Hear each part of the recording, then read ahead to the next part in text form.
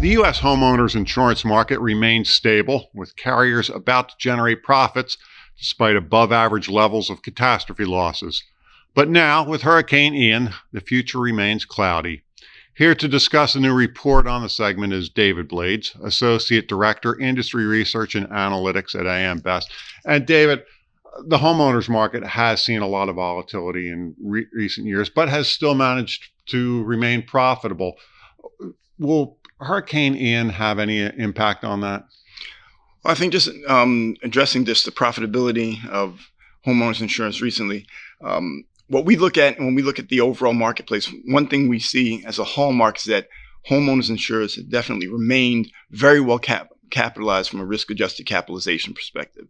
So as we look at the overall market and the challenges that they've faced, they've still remained strong from a balance sheet strength perspective. When we look at some of the fundamentals in terms of what has driven the performance and led to that strong balance sheet capitalization, we look at ongoing pricing sophistication in terms of the insurers, and especially the leading insurers in the homeowners marketplace.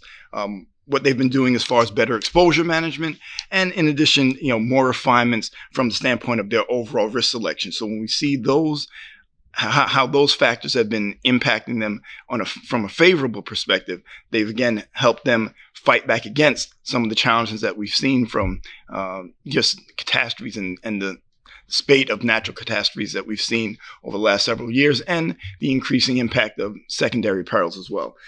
So we've definitely seen that. Now, when we talk about Hurricane Ian, obviously we're just kind of right in the middle of it. What that will bring in terms of losses, we definitely think wind damage and wind-driven water losses, we're definitely looking for that to be significant from the standpoint of how it's going to impact homeowners insurers.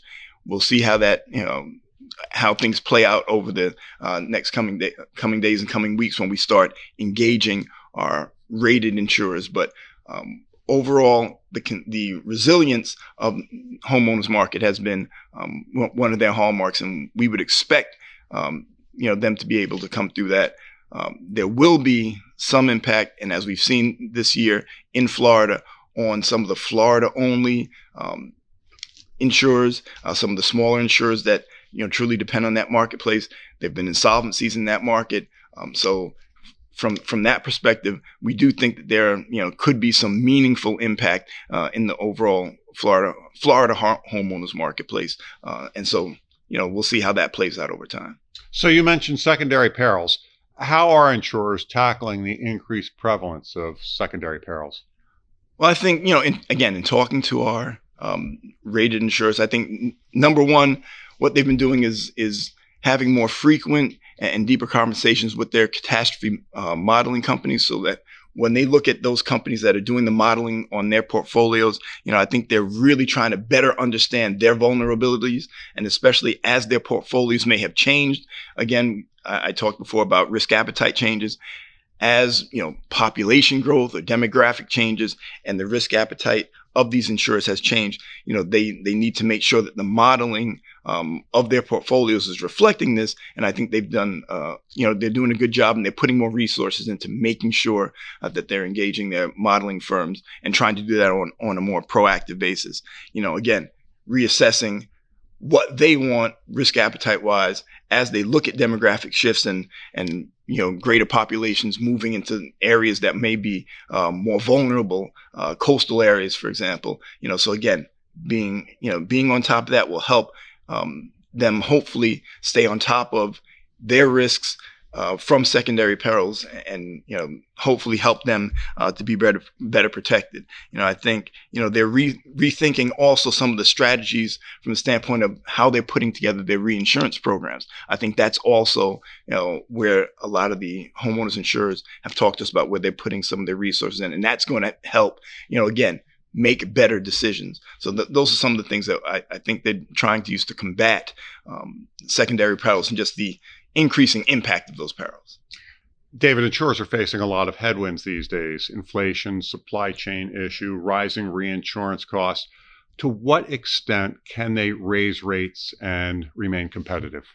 Well, I think, the key thing, again, as they assess their books of business, where they, assessing where they need rate increases, the homeowners insurers have really tried to hone in on addressing rate adequacy concerns, be they in different states, obviously even on different lines of business. But if we're just talking about homeowners, just understanding exactly in the territories and the areas where they need, where they have rate needs, and making those cases, making it clearer where they've suffered losses and where they need fortification from a rate perspective, being able to make that clear in their rate filings, so that regulators will understand what's been happening, and they'll have a greater rationale to maybe go along with or grant the rate increases. I think that's very important from that standpoint.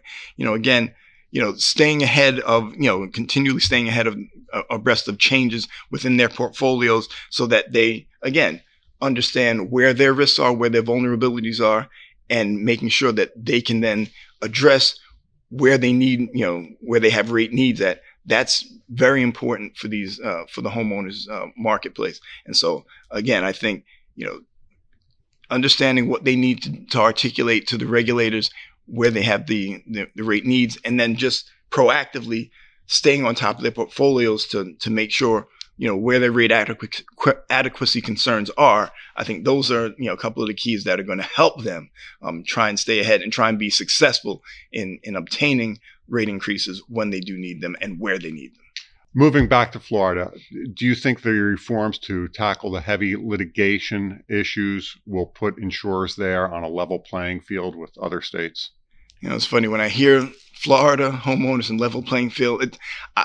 I definitely think the reforms that have been put in place to address some of the litigation concerns and some of the other specific concerns to the Florida marketplace, I think they'll help. I just think, Florida, from where it is from a coastal perspective, and the vulnerability that it has to, storms and hurricanes, obviously, as we're seeing with Ian now.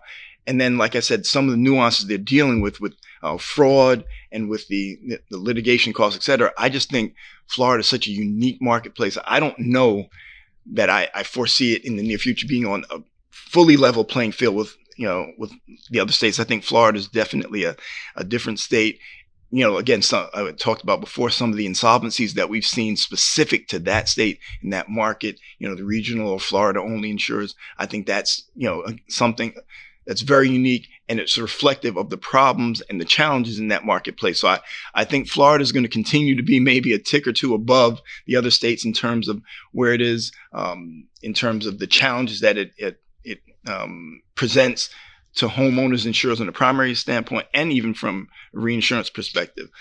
So like I said, I think it'll probably remain, a level or two above those in terms of just being a tougher market for homeowners insurers. How have housing and work from home trends impacted homeowners' claims? Well, again, so since the pandemic, obviously more people are staying at home.